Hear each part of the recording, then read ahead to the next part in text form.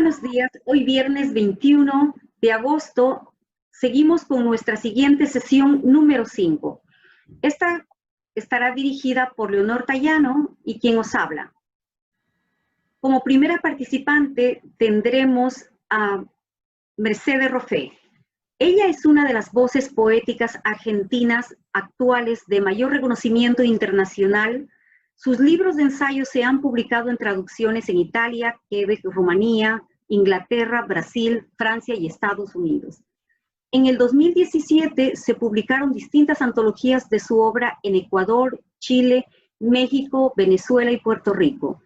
En el 2013 se publica la colección de entrevistas de la autora La interrogación incesante, entrevistas que abarcan desde 1996 al 2012 en Madrid, en la editorial Armagor. La editorial de excursiones de Buenos Aires publica en el 2018 su glosa continua, ensayos de poética, entre otras distinciones. Ha recibido la beca John Simon Guggenheim en el 2001 y Cittadella Rainieri en el 2012. Desde 1998 dirige el sello editorial Penpress. Desde el 2018, El Cielo Talking Poetry, hablando de poesía, es una serie de eventos que lleva en la New York Public Library.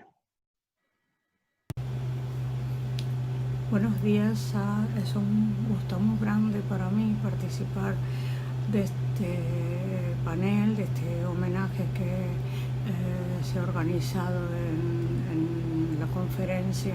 Estoy muy agradecida especialmente a Mónica Sarmiento Archer por esta dedicación y a los panelistas, por supuesto, por haber leído también parte de mi obra. Voy a empezar leyendo unos poemas de mi libro La ópera fantasma, publicado por primera vez en el 2005 y en Buenos Aires y por segunda vez en Madrid y México.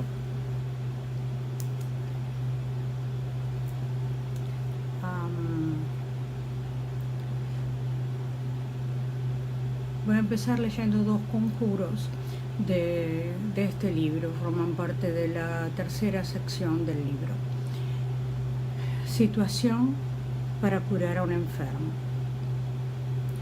Invitad gente, invitadlos a todos a una fiesta, una gran fiesta. Y si el enfermo no quiere salir de la cama, dejadlo, que no salga. Y que haya música y bailes, y cantos y pasteles. Y si el enfermo no quiere bailar, dejadlo, que no baile. Y si el enfermo no quiere cantar, dejadlo, que no cante. Y si el enfermo no quiere comer, dejadlo, que no coma, que no beba, pero que haya ruido en la casa, y mucha gente.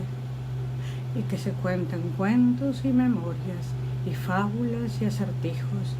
Y si el enfermo no puede o no quiere decir nada, dejadlo, que no hable, que no ría, no recuerde. Pero traed gente a la casa, al jardín de la casa, a la posada, al pueblo, que en la casa haya ruido, mucho ruido, mucha gente.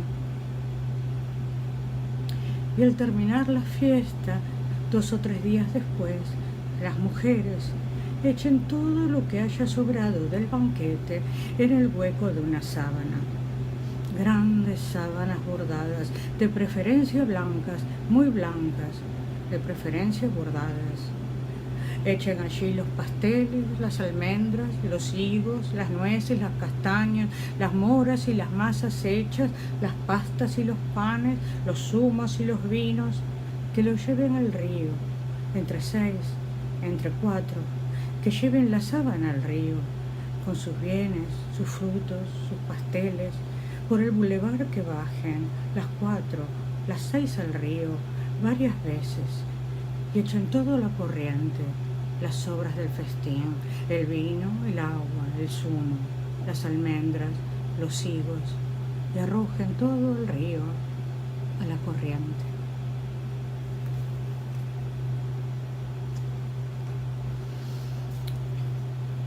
otro conjuro titulado Situación para romper un hechizo.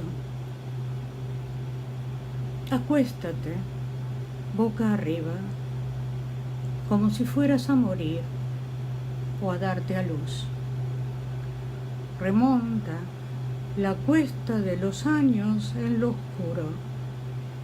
Llega al umbral, traspásalo, sumérgete en la honda estrecha escala del olvido. Dime qué ves, enfréntalo, enfréntate a quien eras antes aún de la memoria. ¿Te reconoces? Continúa. Sí, reconoces ahora el camino que te ha traído hasta aquí. Su nitidez lo delata. Un sueño azul que se proyecta en la pantalla azul del tiempo y va cobrando sentido. ¿Te ves? Pregúntale por qué y acéptala, cualquiera sea la respuesta. He venido a decirte adiós, responde. No digas más que eso, sin saña, sin violencia, sin rencor alguno. Intentará retenerte, volver a responder lo que ya sabes, lo que ya le has oído, quizás de otra manera. Baja los ojos y crea, con la mirada solo, un reguero en el suelo, un surco de tierra húmeda y cenizas. Verás alzarse un fuego, una pared de fuego, un fuego frío, entre tú y tu fracaso. Despídete, dale la espalda, vuelve a tomar el camino, el mismo. El sueño azul sobre el azul del tiempo. Remonta los peldaños de la escala honda, estrecha. Llega al umbral, traspásalo y desciende la pendiente oscura de los años. Vuelve a tu cuerpo. ¿Sientes un dolor en el vientre o en el pecho, como si algo de ti te hubiese sido arrancado? Te anuncia que has vencido. El dolor se irá, tú quedarás contigo. La memoria del hueco te seguirá donde vayas. Ahora voy a leerles un poema de la segunda parte del libro, de la segunda sección, que se llama Definiciones mayas, porque fueron unos poemas inspirados en unos textos orales que se recogieron en el Yucatán como una manera de tratar de preservar la lengua maya. El informante Alonso González Mo explicó de una manera tan bella el uso, el sentido, el significado y el uso de algunos de los términos de su lengua, de su cultura, que realmente perduraron como poemas, cosa que no era su intención en absoluto. Al leer esos textos, leídos ya en situación de poemas, diríamos, pensé en cómo sería vivir la situación de tener que explicar las palabras de nuestra propia cultura a alguien que quisiera ayudar a preservarla cuando ésta estuviera en peligro. Entonces escribí 4 poemas que también titulé Definiciones mayas. El primero de esos poemas se titula A veces, y ese que quiero leerles ahora. A veces. Se dice cuando no siempre se puede algo. Un hábito o costumbre, no muy frecuente, no de todos los días, tampoco nunca.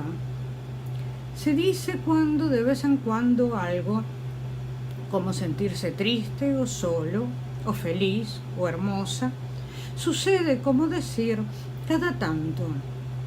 Un día sí, 2 no, un día sí, 3 no, pero no regularmente, no cada 2 días, ni cada 3, ni todos los sábados, ni los jueves, ni 2 de cada 4 viernes, sino, por ejemplo, un viernes y luego no. Y luego, 2 semanas o 3 más tarde, otra vez, y luego no. 5 días o 6 o 15, y luego sí. Suele también suceder que llegamos a olvidar por un tiempo algo, a alguien, y de pronto lo vemos, pensamos, o lo tenemos, o recordamos, o echamos otra vez de menos, después de un tiempo, y después de un tiempo otra vez, y otra vez después de cierto tiempo. O se dice a propósito de algo que sucede por lo general en el alma, como un ritmo, o con un cierto ritmo que por lo general reconocemos cada vez, y cuando recordamos que cada tanto aparece, que ya van varias veces que aparece y lo reconocemos, entonces decimos que sucede cada cierto tiempo, cada cierta medida de un tiempo que desconocemos, como querer cantar o enamorarse, como sucede la lluvia a veces. Y para terminar voy a leer un poema inédito en libros, sí salió en alguna revista. Está inspirado en un cuadro de Edgar Ende de 1933, y sin embargo lo que me llamó la atención fue hasta qué punto habla de hoy, o hasta qué punto me hizo hablar de hoy el cuadro. El poema se llama, igual que el cuadro, La barca. Empieza así: quien va hasta el fin, quien se hunde, quienes baten la niebla con sus alas, quien desteje los hilos de la luna, quien remienda un zapato con su luz, quienes protegen de la lluvia al muerto, quienes creen que llueve, quienes se agolpan desnudos en una balsa que boga hacia la muerte, el desdeñoso, el filósofo, el trajeado, el que tiende la mano para dar o pedir, difícil discernirlo, el sumido en su propia orfandad, el que se moja la mano, el que indica, el que llora, el que juzga, el que pregunta, el que no logra oír. Muchas gracias. Celebración de la Luz, la poesía de Mercedes Roffé, es la presentación de Adalbert Salas Hernández. Él es poeta, ensayista y traductor. Es autor de los poemarios La Arena, El Vidrio, publicado en Caracas, editorial Equinoccio en 2008, Extranjero, publicado también en Caracas en 2010, también en Bogotá, Común Presencia en 2012. Suturas, Heredar la Tierra, Salvoconducto, el cual fue ganador del premio de poesía Arcipreste de Ita en Valencia, de textos 2015, Río en Blanco, Nueva York, Sudaquia 2016 y Mínimos, Madrid, Amargor 2016. Asimismo, ha publicado el volumen Insomnios, ensayos sobre la poesía venezolana en 2013 y, entre otras, ha publicado traducciones de Marguerite Duras, Antonin Artaud, Charles Wright, Mario de Andrade y Héctor de Saint-Denis-Garneau. Junto con Alejandro Sebastiani Berlezza, editó las antologías Poetas venezolanos contemporáneos, Tramas cruzadas, Destinos comunes y Destinos portátiles, Poesía venezolana reciente. Cursa estudios doctorales en la New York University y formó parte del comité editorial de las revistas Poesía y Buenos Aires Poetry.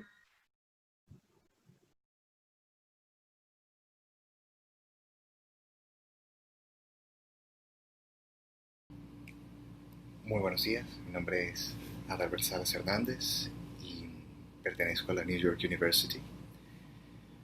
En el marco de la tercera conferencia global de investigadores universitarios sobre cuestiones del mundo hispano, voy a leer un texto sobre Mercedes Roffé. que se titula justamente, dado que es una de las homenajeadas de esta conferencia, Celebración de la Luz, sobre la poesía de Mercedes Roffé. Quisiera empezar recordando unos versos del canto 19 del Paradiso. Lumina ne, se non vien dal sereno che non si turba mai, ansie tenebra od ombra de la carne o suo veleno. La luz que contempla Dante es tan contundente como inmutable. Nada en ella habla del cambio, del obrar, del movimiento. Es simple, unívocamente. Y en los bordes de esta presencia ontológicamente plena, sujeto a la oscura respiración del tiempo, habitamos las criaturas, literalmente los que hemos sido creados. Dante atiende al despliegue absoluto de la luz a despecho de sus ojos mortales, envenenados por el mero hecho de haber nacido. Para llegar a este punto, como es bien sabido, ha tenido que realizar un ascenso largo y brutal a través de la tiniebla, e inclusive, ante el fulgor absoluto de lo divino, sigue debiéndose a ella. Este ascenso es uno de los trayectos recurrentes en la poesía. Cientos de textos poéticos realizan este viaje, simbolizándolo de muchas maneras distintas.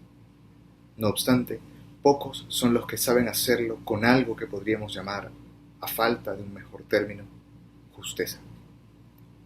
Escasas poéticas saben simbolizar con acierto, actualmente, el tránsito casi instantáneo que se lleva a cabo cuando encendemos una lámpara, ese momento que contiene un atisbo de aquel resplandor que proviene dal sereno que non si turba. La escritura de Mercedes Roffé, sin embargo, es una de esas pocas que ha aprendido a condensar ese suceso simultáneamente cotidiano y extraordinario, que consiste en transitar de la opacidad a la claridad, o mejor, el hecho de permanecer en el límite entre ambas. Basta pensar en uno de los primeros textos que conforma ese libro titulado justamente Las linternas flotantes, para comprender cuán cercana es la experiencia que codifica Roffé a la de Dante. Residir la noche en el velo de la noche. Residir la noche toda en el alba. Residir la noche toda en el alba pura y plena. Residir la noche en el umbral de la noche. Residir la noche entera del otro lado del sueño. Tejer la noche con el alba con el día con el estridor del despertar, las trompetas del día, los metales vibrantes de la orquesta del día. En estos versos no se trata de elaborar una genealogía exacta y fiable de los portadores de lámparas. Tampoco es el objeto de esta ponencia. Es otro tipo de vínculo el que me interesa, el que pone en diálogo imágenes afortunadas, cualitativamente notables a lo largo de un panorama diverso de siglos, países y lenguas, formando encandilantes nudos de significado. Es, digamos, también una genealogía, pero arrítmica. A lo largo de su obra, Roffé traza repetidas veces la frontera que separa la luz de la tiniebla, señalando el poema como una instancia de tránsito entre un estado y otro, como un puente visual y sonoro que permite indagar en lo que implica para nosotros y para la escritura misma llevar a cabo este pasaje. El poema que acabo de citar hace permanecer la noche en sí misma, en su hondura, mientras simultáneamente la hace abandonar su mismidad para encontrarse con lo que no solo le es ajeno, sino que es además su destrucción, el alba pura y plena. Es intrigante, por decirlo menos, ese infinitivo que tanto se repite, residir. No está enunciado sin más para dar a entender de manera oblicua un hecho. La fuerza que le presta la estructura reiterativa e imperativa del poema transforma residir en algo que se efectúa sobre un objeto, más allá del simple habitar del sujeto hablante delante de la noche. Residir se torna hacer residir, efectuar la permanencia. La voz de Roffé pertenece a estos lugares limítrofes del sentido, donde la lengua se hace más porosa, más flexible. De esta indeterminación rica en insinuaciones extrae su fuerza. Es una voz hecha de arcos, encrucijadas y dinteles, de lugares de paso, que trabaja la noche en el umbral de la noche. Solamente así, colocada al borde de la capacidad de su lenguaje para significar, el borde que separa la opacidad y el brillo, puede transformar el poema en ese movimiento que junta noche y día. Como dice ella, tejer la noche con el alba con el día. Pero cuando la travesía ha sido realizada y ante los ojos atónitos, solo resta el resplandor, ese que apenas se insinúa en el texto, los metales vibrantes de la orquesta del día. ¿Qué resta por decir? Otro de sus textos, el 11º de Carcaj, Vislumbres, ensaya no una respuesta, sino un atisbo. Cito: mirada, nube, árbol, nostalgia de ser luz en vilo, nombre en sazón, en sin razón de ser, albricia o tránsito o luz, de ser, de aparecer, de disolverse, en vilo. La palabra vislumbre es aquí la más apropiada, pues proviene de un vocablo latino compuesto por vix, apenas, illuminare, iluminar. Este poema resalta en medio de un libro que constela numerosos vislumbres, en el sentido que usualmente damos a la palabra, porque posee la cualidad inusual de efectiva y etimológicamente vislumbrar, encender la chispa que nos permite sospechar una claridad total. El texto parte de una mirada alzada que registra objetos del ámbito natural, nube y árbol, para de pronto quedar suspendida junto a esa luz en vilo, a esa nostalgia de ser que dice de una luz mayor a aquella que cuelga en el cielo. Pero la mirada, y con ella el poema, empuja en esa dirección sin cejar.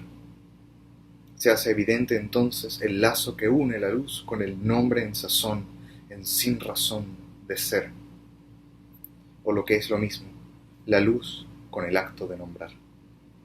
Como si la luz ontológicamente plena, desbordante casi, aboliera con su mera aparición las frágiles ataduras que hermanan las palabras y las cosas.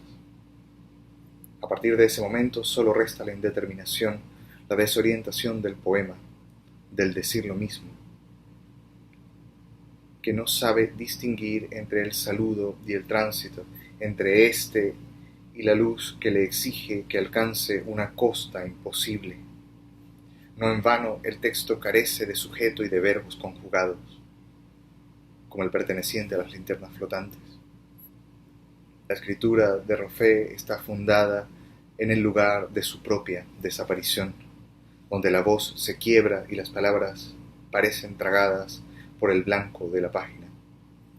El poema finaliza inevitablemente con una disolución en vilo. En los dos poemas citados, la vía de la palabra hacia la luz quiebra sus poderes, la enceguece, demuele su capacidad denotativa. Esta tensión corre como una falla geológica a través de la poética de Roffé, manifestándose en distintos lugares con intensidad diversa, pero siempre con contundencia. Se trata casi de una lucha que es recreada una y otra vez. La palabra, hecha a partes iguales de ser y de aparecer, obsesionada con el furor inimitable de la luz, lucha en vano por conquistarla o cuando menos por penetrar su dominio. Sabe de antemano que ese camino le está prácticamente vedado.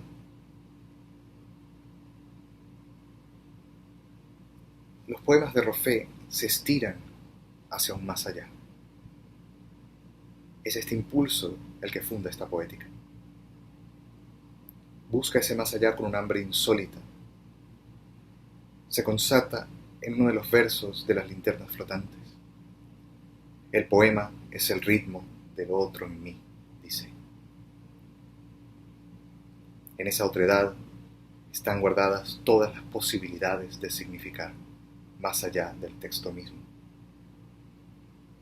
En ese ritmo, que es el mismo ritmo del resplandor, imposiblemente ajeno y sin embargo guardado en el sujeto, en el yo que se enuncia en el poema, anida un silencio, una lámpara extraña que solo admite encenderse con la escritura.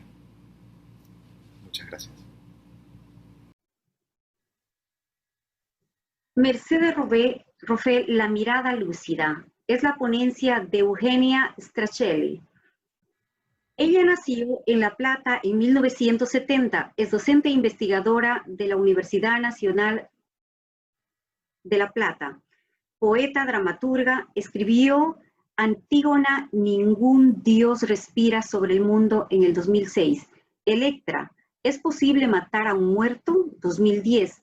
Abismados, 2016, Ninfas, no musas, Buenos Aires Poetry, 2017, Atlas de la Poesía Argentina, en el 2017, El Alfabeto de los Árboles, Ediciones en la Danza, 2018, ¿Por qué no hablan de sirenas? Ediciones Prueba Lagatea, 2019, Atlas de la Poesía Argentina, en el 2019, y Para escuchar la música del poema Buenos Aires Poetry 2019.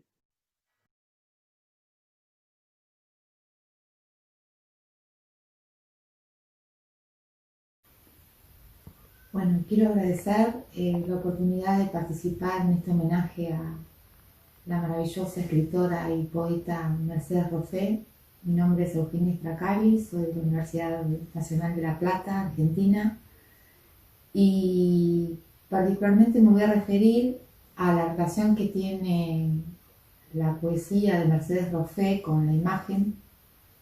Y quiero empezar leyendo un fragmento de una entrevista que le hice a ella en 2018. Quiero empezar leyendo lo que contestó Mercedes a una pregunta en particular. Así que comencemos con su voz. Le pregunté en esa oportunidad, ¿cómo se relaciona tu poesía con la imagen, con la pintura? Mi primer poema efráctico fue todo un libro, El Tapiz, 1983, que publicó Tierra Baldía, la editorial que dirigía Quique Fowl. Se trata de un texto apócrifo atribuido al pintor argelino Ferdinand Osier, 1886-1902. La escritura del Tapiz fue para mí y para varios escritores que por entonces compartieron mi entusiasmo algo así como una performance que se extendió por 2 o 3 años a mi regreso a Buenos Aires después de una estadía de casi 2 años en Madrid. El Tapiz comparte con otros 2 grandes hitos de la poesía exfráctica la descripción del escudo de Aquiles de la Ilíada y la Égloga 3 de Garcilaso. El hecho de ser éfrasis de obras visuales que no existieron como tales fueron creadas por la palabra. En cuanto al estilo que procura, hay que reconocer que la éfrasis pareciera llevar por sí sola a un grado de plasticidad que textos de otros géneros no tienen, o no necesariamente tienen. Es como si la éfrasis misma nos condujera a un cincelado de la frase que parecería serle propia. Eso fue precisamente lo que pasó en El Tapiz. Se desarrolló una estética claramente derivada de la condición visual de la obra a la que aludía, aun si esa obra no habría existido jamás.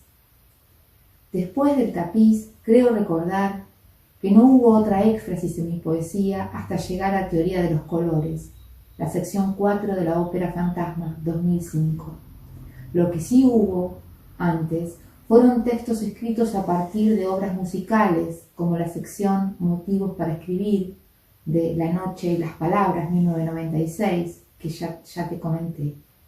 Pero habiendo sido escrita esta sección a partir de obras musicales, no pictóricas, no estoy segura de que constituyeran una éfrasis, decía Mercedes Roffé. Limitándose a la experiencia de encontrarme frente a una obra de arte visual de mi elección, podría decir que cada cuadro, cada escultura, cada fotografía representa una situación que, como tal, me permite o me inspira algún tipo de pronunciamiento. Creo que eso es lo que algunas obras visuales han implicado para mí. Por un lado, el permitirme proponer desde mi propia perspectiva algún tipo de observación o comentario sobre la situación representada.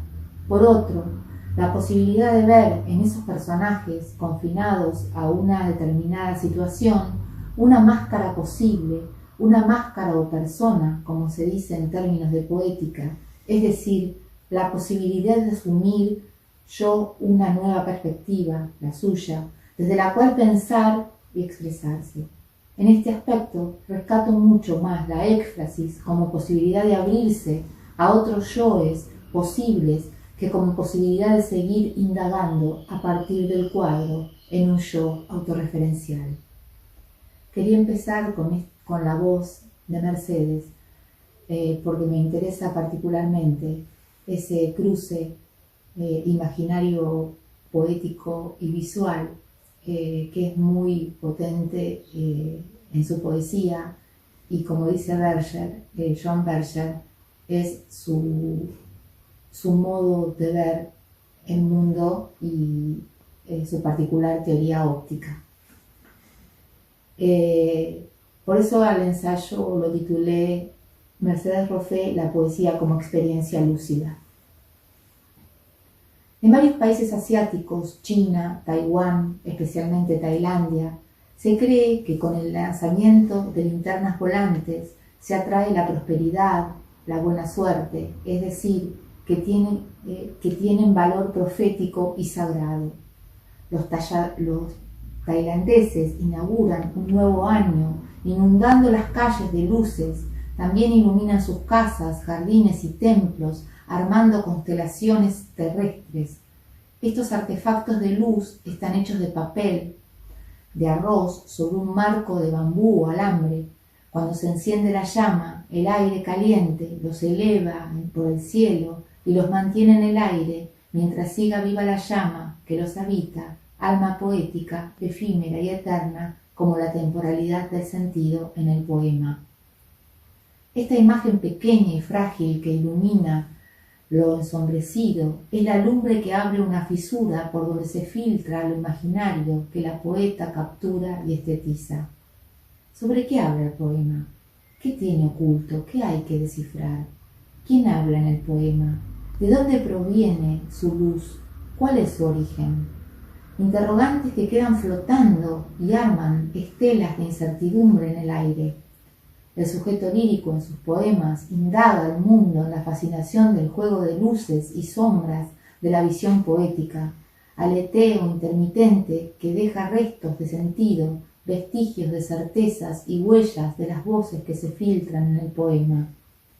El sujeto lírico en la poesía de Mercedes Roffé es pasaje, vidente y cámara para proyectar imágenes a través de un montaje, luego se disuelve y la identidad de la voz poética se afantasma, se integra al universo, al tiempo y al espacio cósmico. Esta metafórica luminaria es la que nos permite comprender la poética de Roffé como una experiencia lúcida. Acerca de la lírica en general, Las linternas flotantes, libro de 2009, es una breve teoría sobre la voz, la imagen y el sentido en la poesía.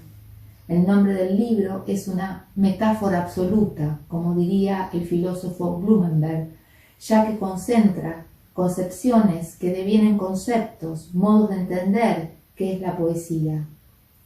Como el modo benjaminiano de explicar problemas filosóficos a través de imágenes, la poeta recurre a la metáfora de las linternas flotantes para dar cuenta de fenómenos filosófico-poéticos. La verdad de la metáfora absoluta reduce el cosmos a la singularidad. Por un lado lucha contra la indeterminación, contra la ilusión de que la realidad puede representarse completamente, y si bien no puede lograr la reducción lógico-conceptual de toda la realidad o la conexión causal de todos sus objetos, al menos al dar una estructura al mundo, al presentar lo inexperimentable, la vida, la historia, el mundo, el yo, permite una cierta determinación de lo indeterminado, de aquello que se resiste a la reducción de sentido. Por otro lado, al hacer disponible, accesible, ese real imposible de abarcar, modeliza el mundo por segunda vez, luego de que la lengua ya lo ha realizado en una primera instancia. En términos de Paul Ricoeur, las linternas flotantes compone una metáfora viva, produce un referente imaginario que además de dar cuenta de una cosmovisión original, también tiene resonancias epistemológicas. Al nombrar la poesía de Mercedes, desnombra, trascendiendo la nominación que designa, petrifica, paraliza como la mirada de la medusa. Cita: hay verdad y hay espejos que traen del sueño la rama que lo prueba, y hay verdad y hay espejos que deslicen hasta los rosados dedos de la aurora.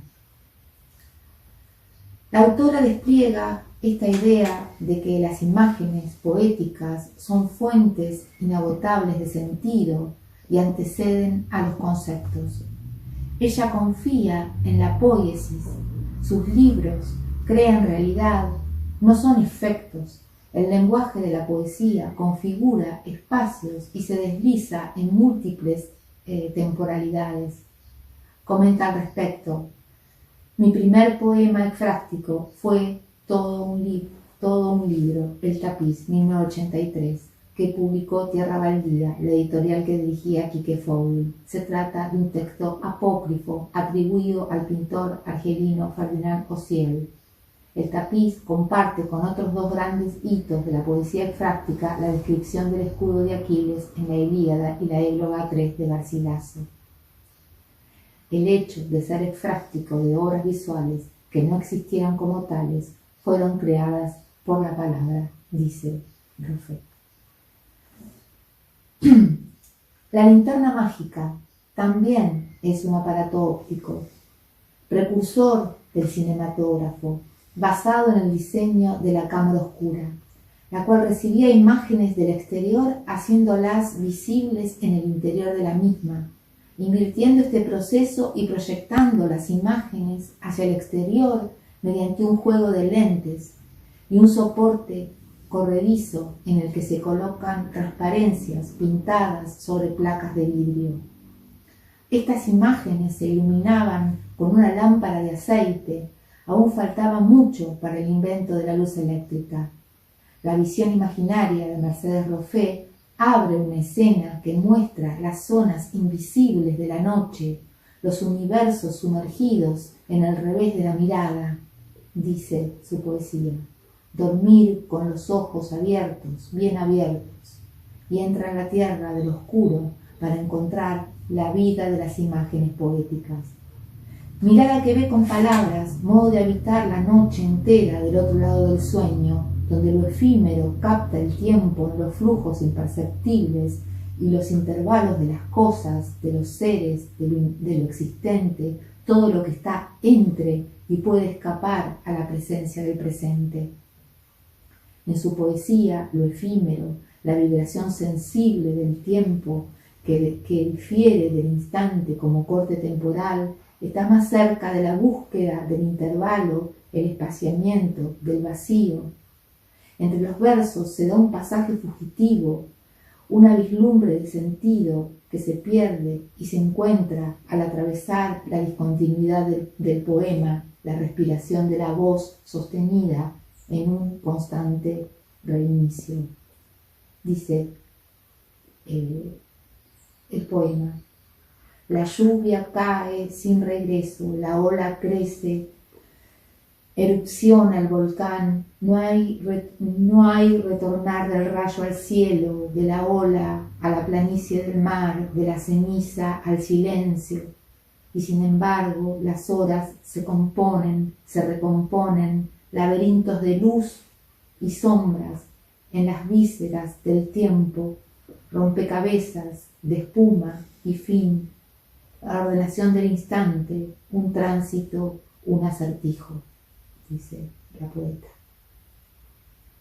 El libro Ópera Fantasma, el título refiere a la voz ópera del compositor chino Tan Dun, recupera ese momento de apertura en el que el sujeto prosigue las luces estelares y arma ingenuamente figuras, series sin condicionamientos de sentido, sin sintaxis, sin el encarcelamiento del lenguaje logocéntrico, de la gramática normativa. El oído también queda extasiado, sin embargo, en el silencio absoluto, que no es abandono de Dios, sino, en todo caso, posibilidad de percibir algún secreto del mundo o de la naturaleza que emerge del espacio entre los versos. La voz es fantasmal, aparece como un trazo en el aire, eco espectral de un sujeto ausente. El libro tiene una gramática estelar, admite los vacíos, el parpadeo o titilar de la interpretación. La poética de Mercedes Roffé niega así la existencia de un centro metafísico de sentido como garantía de la presencia física y mental del yo en el mundo. Como ocurre en Apollinaire, el discurso deja de ser transparente para ser una nebulosa en serie, una constelación que difumina o borra el límite que separa el adentro del texto de su afuera.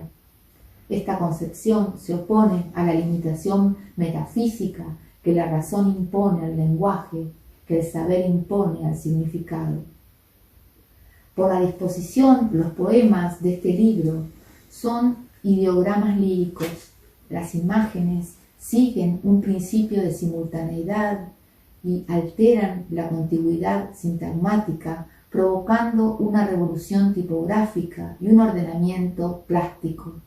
De este modo, la lógica discursiva es reemplazada por una figura que es pasaje ideográfico y la imagen adquiere autonomía, se independiza de la configuración versificada. Los poemas tienen una lectura alegórica, seriada, que altera las coordenadas espaciotemporales y en la cual el sentido se disemina como las linternas flotantes en el cielo, poniendo en crisis la concepción del lenguaje y de la representación. Las palabras son comprendidas como objetos en sí mismos, autorreferenciales y autosuficientes. En este vacío, otro concepto como caro a la poética y estética chinas, abierto entre mostrar y nombrar, entre representar y decir, que el poema encuentra su lugar, o mejor dicho, su no lugar, ya que no es sino el espacio de su diferimiento, de su coincidencia consigo mismo, de la imposibilidad de su presencia plena. Por este motivo, un poema es tiempo, una constelación de sentido inconclusa. Gracias. Análisis iconológico en la obra fotográfica de Mercedes Roffé es la presentación de Juan Antonio Roche Carcel. Juan Antonio Roche Carcel es profesor titular de Sociología de la Cultura y de las Artes en la Universidad de Alicante. Tiene muchas publicaciones que destacan y como editor, Espacios y Tiempos Inciertos de la Cultura, editorial Antropos. Es autor de numerosos artículos en revistas especializadas nacionales, europeas, latinoamericanas y norteamericanas y coordinador de números monográficos de España y Latinoamérica. Entre ellos destacan la revista Política y Sociedad, Arte y Poder, Revista de Sociología, Cultura y Migraciones, Revista de Ideas Políticas, Cuerpo y Poder en la Grecia Antigua, Ha sido coordinador de investigación del área de Cultura y Artes de la ESA, Asociación Europea de Sociología, y vicepresidente de la AESCA, Asociación Española de Sociología de la Cultura y de las Artes. Ha sido invitado a dar conferencias o a participar en actividades académicas, entre otras, en la Universidad del Litoral y de Buenos Aires, en Argentina, en la Pontificia Javeriana de Cali y en la Universidad de Guanajuato, en México. Ha impulsado convenios de colaboración académica con universidades de Argentina, Colombia, Indonesia y Turquía. Actualmente es codirector de la colección de Ciencias Sociales, Globalizaciones de la editorial Antropos en Barcelona.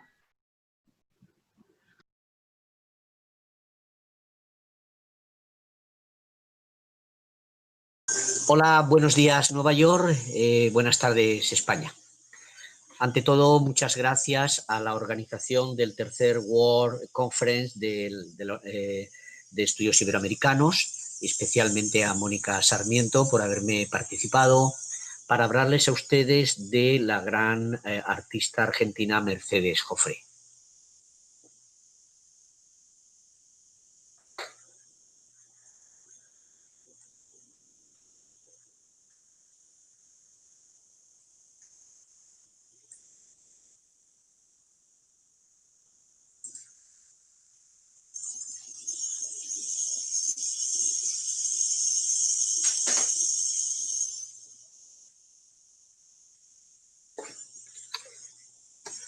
Lo que les voy a presentar en 10 minutos se llama El arte y el vacío de la existencia, a propósito de las fotografías de Mercedes Joffre, que, como saben ustedes, es una gran poeta, además de artista.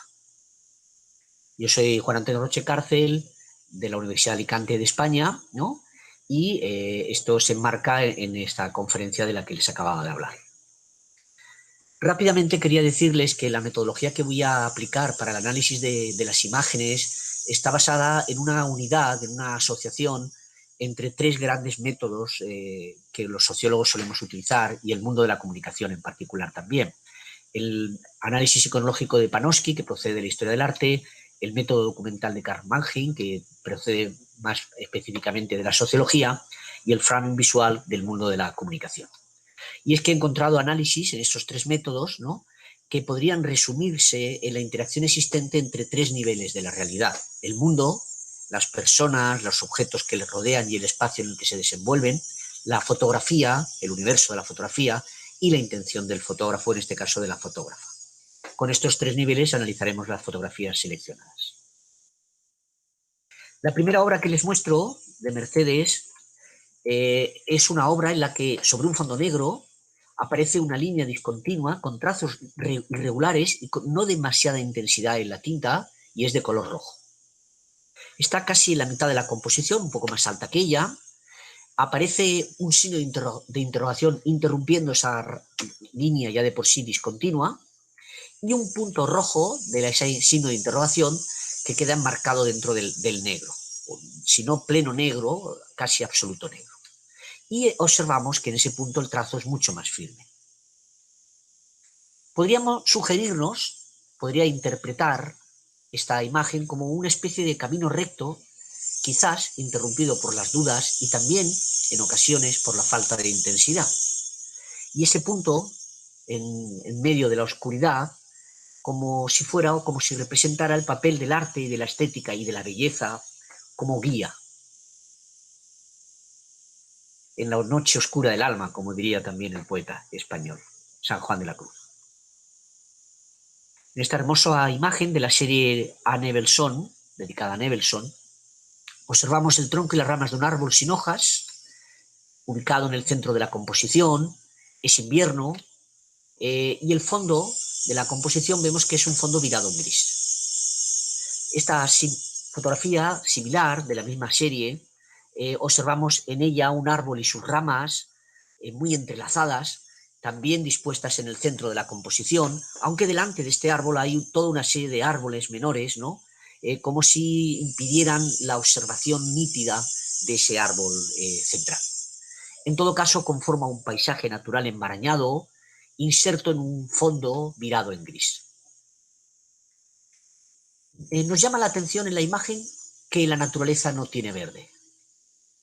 Nos llama también la atención la posibilidad de que los caminos para llegar al centro de nuestros objetivos y de nuestras cosas se presentan llenos de obstáculos, enmarañados, complejos, sinuosos, ¿no?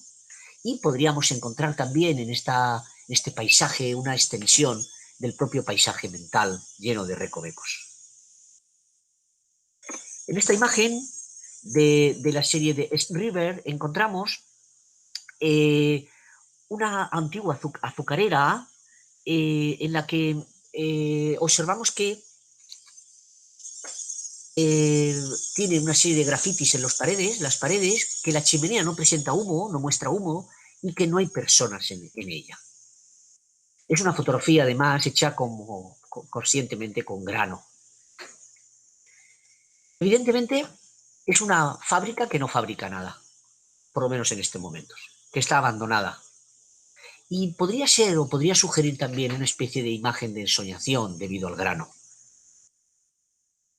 En esta fotografía, que inicia una serie de la que les he seleccionado varias dedicada a la ciudad de Juárez, observamos una calle sin tráfico y sin personas, un árbol con la hoja caída, suponemos que es invierno, una casa con alambradas electrificadas y con las persianas cerradas.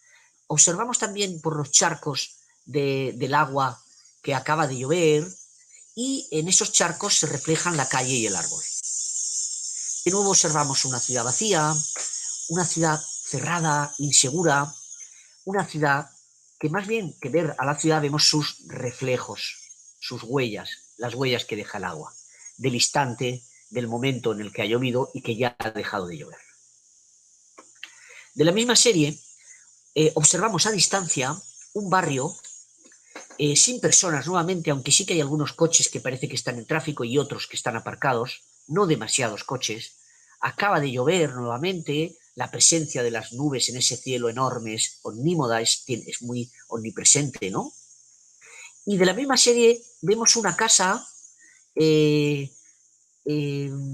con verjas, con alambradas, sin personas, también tiene grafitis, evidentemente, ¿no? Y de nuevo acaba de llover, se ve la gota en la imagen y el charco de agua en el suelo. Pero podríamos preguntarnos, sin ser indiscretos, ¿no? ¿Qué hay dentro de esa casa que realmente se pueda proteger? Es una casa destartalada, vieja, con grietas. No es una casa de ricos. Una última imagen de la serie que ha hecho Mercedes Joffre sobre la ciudad de Juárez, ¿no? Observamos en esta imagen, en esta fotografía, una calle nuevamente sin personas, un autobús sin pasajeros y sin conductor aparcado, una verja electrificada y debajo de esas alambradas anuncios de políticos en elecciones. De nuevo acaba de llover y de nuevo el cielo está encapotado de nubes grises. Una ciudad vaciada, posiblemente por la violencia y tal vez también, o podríamos preguntarnos si no también por la política. Y una cosa muy interesante que sugiere la imagen, una ciudad vaciada, paralizada por la violencia, paralizada por la política, en la que no parece que haya un avance y en la que no parece que haya ningún conductor, ni tampoco la presencia de los ciudadanos. En esta imagen de la serie El ojo que ves, observamos una puerta que está cerrada, suponemos cerrada, está deteriorada, tanto en el hierro como en la madera, tiene un pasador de este mismo material de hierro, ¿no? El agujero de una cerradura, sin que esté la cerradura presente, un agujero negro, digamos, una serie de grafites, de manchas negras, blancas, y el hierro y oxidado. Y la materia con la que está hecha la puerta, digamos, pues deteriorada. Una idea similar de la última serie que nos consta de fotografías en las que ha trabajado Mercedes Joffre, de la serie Pintadas, nos encontramos con esta puerta cerrada, pintada de gris, deteriorada y debajo con un papel blanco. En parte recuerda el arte abstracto norteamericano, ¿no?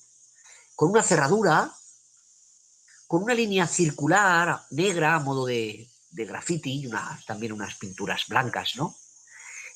Observamos en la imagen de nuevo la materia deteriorada, el paso del tiempo que ésta representa normalmente en el arte contemporáneo, el paso del tiempo, ¿no? Las arrugas en la materia, los deterioros, ¿no? El envejecimiento de la materia, la oxidación de esa misma materia.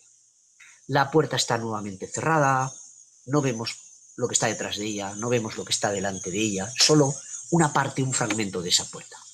Y no vemos la posibilidad de que existan moradores, no sabemos si detrás hay moradores, no parece que la cerradura esté habitualmente utilizada, no parece que la puerta dé paso a una casa habitada. Estas imágenes que he seleccionado, permítanme para terminar unas reflexiones finales basadas en algunos conceptos que observamos reiterativamente en estas imágenes, en estas fotografías. El invierno siempre ha dejado de llover, pero puede volver a llover en cualquier momento, como indica la presencia de las nubes. Los árboles no tienen hojas, no tienen verde, no tienen vida, y cuando aparecen los caminos se asocian a lo discontinuo, a la falta de intensidad, a lo laberíntico. Y también aparecen en algunos temas la noche, el oscuro, el gris. También hemos visto las puertas, las persianas, las casas cerradas, las calles, la ciudad vaciada, sin personas, sin tráfico, y los edificios con verjas y alambradas. Lo que refuerza ese encerramiento, ese enclaustramiento, y lo que refuerza la ausencia de personas en la calle, posiblemente porque las personas están encerradas dentro de sus propias casas. También hemos visto el deterioro, el envejecimiento, lo que ocurrió, lo que sucederá, y hemos visto el reflejo, el grano, el punto nítido, ideas que sabemos, algunas de ellas, que están muy presentes en la semiología de Roland Barthes. Podríamos, por tanto, concluir que la primera parte, con esos conceptos del invierno y sucesivos, nos podrían hablar de los caminos insondables de la existencia y del papel del arte como guía y tal vez también como salvador en la noche oscura del alma.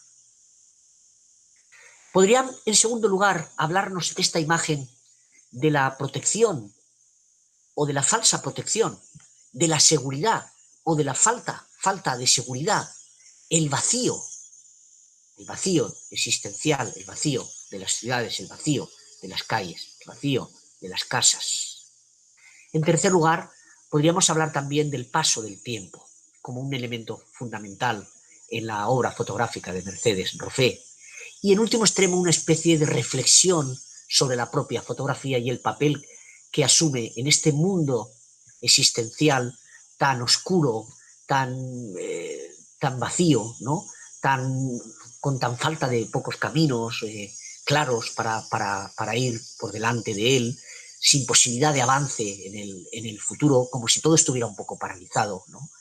Y concretamente hemos visto también en esta reflexión, metarreflexión sobre la fotografía, pues dos posibles vías de reflexión final, que son la representación de la representación, la metarrepresentación, y el papel de la abstracción. La abstracción ya sabemos que normalmente es un estilo artístico que normalmente habla del dolor de la existencia, del dolor de la noche.